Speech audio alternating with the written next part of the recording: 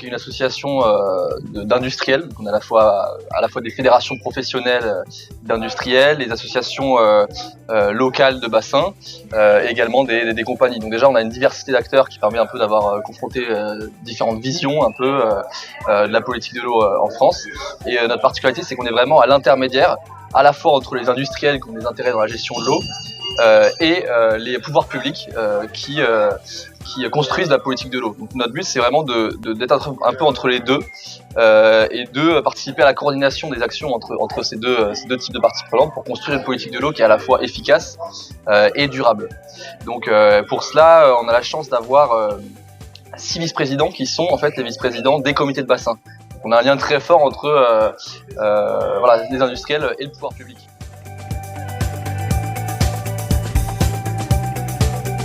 Notre première mission, c'est d'aider à dépasser cette contradiction apparente qui est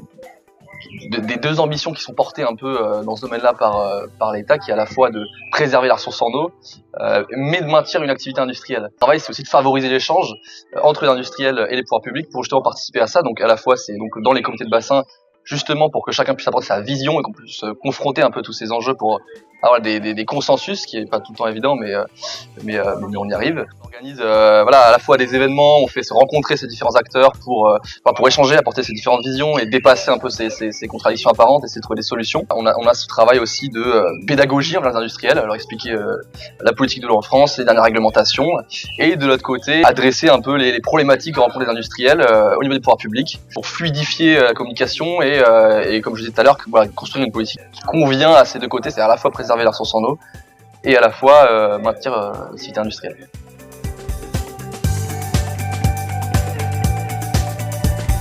On fait pas mal de webinaires ou d'organisations d'assemblées générales, par exemple. On va avoir notre assemblée générale annuelle le 11 juin, l'assemblée générale publique où différents acteurs peuvent se rencontrer, des webinaires où on fait intervenir le pouvoir public, on explique aux industriels, on a également une newsletter, on rencontre souvent à diverses occasions les pouvoirs publics pour parler de la situation des industriels, et également on travaille par exemple, on a une étude qu'on a montée en 2019 et qu'on va bientôt réactualiser,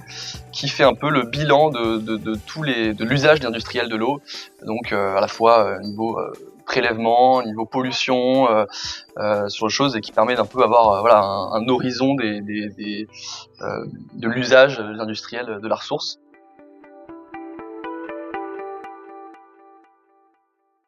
Un de nos axes prioritaires actuellement, c'est de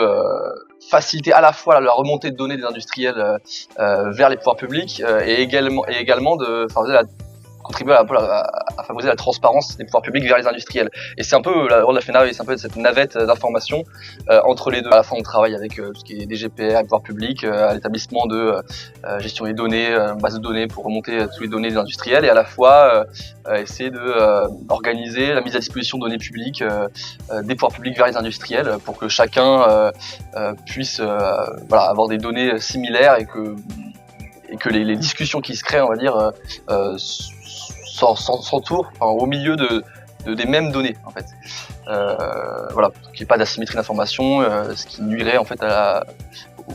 la qualité des échanges.